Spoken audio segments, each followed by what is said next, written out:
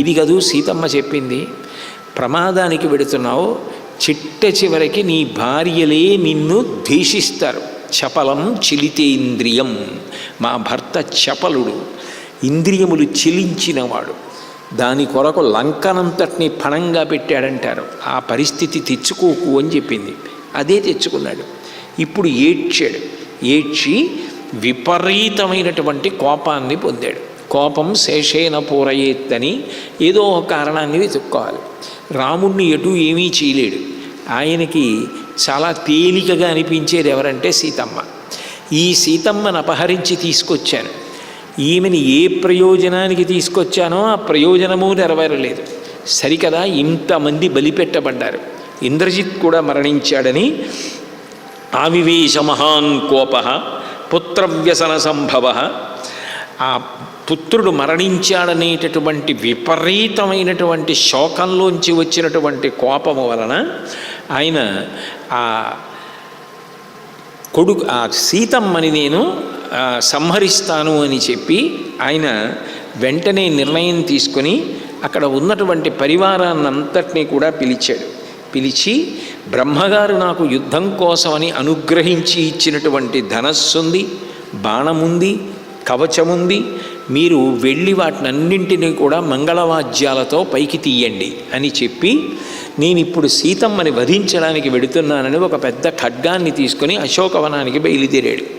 బయలుదేరి సీతమ్మ మీదకి దూసుకెళ్ళిపోతుంటే ఆ తల్లి చూసి బహుశా రాముడిని సంహరించి నా మీదకు వస్తున్నాడో, నన్ను సంహరించడానికే వస్తున్నాడో అని ఆమె చాలా బాధపడిపోతూ కౌసల్యని, సుమిత్రని, కైకమ్మని అందరినీ తలుచుకుని శోకించి మనసులో డగ్గుత్తుకుని పొంది ఉన్నటువంటి సమయంలో ఎవరో ఒకరు అడ్డు పడకపోతే ధర్మం అన్న మాటకు అర్థమై ఉంది. ఎట్లా నడుస్తుంది కదా? అప్పటి వరకు అందరూ భయపడిపోతుంటే రాముని యొక్క కోపాన్ని చూసి సుపార్ష్యుడు అని ఒక వృద్ధ మంత్రి మాట్లాడడానికి సిద్ధపడుతుంటే మిగిలిన వాళ్ళు సంజ్ఞ చేశారు. వద్దు వద్దు, మాట్లాడవద్దు, ఇప్పుడు చాలా కోపంగా ఉన్నాడు, మాట్లాడవద్దు అని సంజ్ఞ చేసినప్పటికీ కూడా పట్టించుకోకుండా ఆ సుపార్ష్యుడు ధైర్యంతో రావణాసురుడితో మాట్లాడు. కథన్నామ దశగ్రీవ సాక్షాత్ వైశ్రవణానుజ హంతుమిచ్చసి వైదేహీం క్రోధాత్ ధర్మం అపాస్యచ. రావణ, నువ్వు ఈ సీతమ్మని చంపడం అనేటటువంటిది ఏ కోణంలో ఆలోచించినా సమంజసంగా కనిపట్టలా. నువ్వు ఎవరు? నువ్వు సాక్షాత్ వైశ్రవణానుజ, కుబేరుడికి తమ్ముడివి. క్రోధంలో నువ్వే ధర్మాన్ని వదిలేస్తే ఇక ధర్మమన్న మాటకు అర్థమై ఉంది. ఎంత చదువుకున్నావు? ఇంత చదువుకున్నవాడిని ఒక స్త్రీని చంపేస్తావా? నీ కొడుకుని చంపినవాడు లక్ష్మణుడు. ఆ చంపిన లక్ష్మణుడు బాగానే ఉన్నాడు.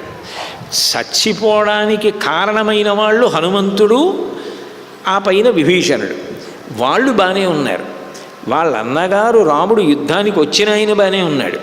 ఆయనకి సాయం చేసిన సుగ్రీవుడు బాగానే ఉన్నాడు. మధ్యలో నీకు ఏమీ చెయ్యకుండా నువ్వు తీసుకొచ్చి బంధిస్తే బంధీకృతురాలై శంశుపావృక్షం కింద కూర్చున్న సీతమ్మ నీకు అదార్హురాలిగా కనపడిందా? ఈ అక్కసు తీసుకెళ్ళి ఒక స్త్రీని చంపేస్తావా? అప్పుడు లోకంలో ఏమని చెప్పుకుంటారు నీ గురించి? ఇంకా నీకు అపకీర్తి పెరిగిపోదా? ఎందుకు చేస్తావు ఈ పని? వేద విద్యావ్రత స్నాత స్వకర్మ నిరతస్తథా స్త్రియ కస్మాత్ వధం వీర మన్యసి రాక్షసేశ్వర. నువ్వు వేద విద్యనంతటినీ అభ్యసించావు, స్నాతక వ్రతం చేసుకున్నావు, గృహస్థాశ్రమ స్వీకారం చేశావు, గృహస్థుగా నువ్వు నిర్వర్తించవలసినటువంటి ధర్మాన్నంతటినీ కూడా నిర్వహిస్తున్నావు. అటువంటి వాడివి నిష్కారణంగా తగినంత కారణం చూపించకుండా ఆమె ప్రత్యక్షంగా వీళ్ళ మరణానికి కారణం కానప్పుడు ఆమెను వధించడం ఏ రకంగా ధర్మం అవుతుంది? మైథిలీం రూపసంపన్నాం ప్రత్యవేక్షస్వపార్థివ తస్మిన్నేవ సహాస్మాభిః ఆహవే క్రోధముత్సృజ.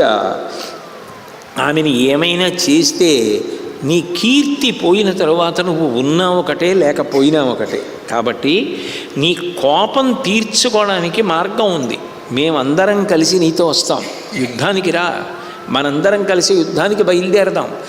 ఎవరు ఇంద్రజిత్తుని చంపేశాడో ఎవరు ఇంతమంది రాక్షసుల మరణానికి కారణమయ్యున్నాడో ఆయనని మనం నిగ్రహించగలిగితే ఆ రామలక్ష్మణుల్ని, ఆ హనుమని, ఆ సుగ్రీవుణ్ణి, ఆ విభీషణుణ్ణి మనం సంహరించగలిగితే మన పౌరుష ప్రతాపాలకి కీర్తి. కాబట్టి మనం వెడదాం. ఈరోజు కృష్ణపక్ష చతుర్దశి, యుద్ధానికి తగిన ఏర్పాట్లు చేసుకొని అమావాస్య నాడు యుద్ధానికి బయలుదేరదాం, అమావాస్య నాడు విజయాన్ని సాధిద్దాం అని చెప్తే ఖడ్గదారి అయినటువంటి రావణాసురుడు ఆ సుపార్శ్యుడు చెప్పినటువంటి మాటల చేత ప్రీతి పొంది ఆయన హృదయం మారడం, ఒకళ్ళు చెప్తే వినడం అంటే అది దైవం వల్ల జరగాలి తప్ప ఆమె మాయామానుష స్వరూపిణి, ఆ తల్లిని కాదని ఎవడు ఏది చెయ్యగలడు?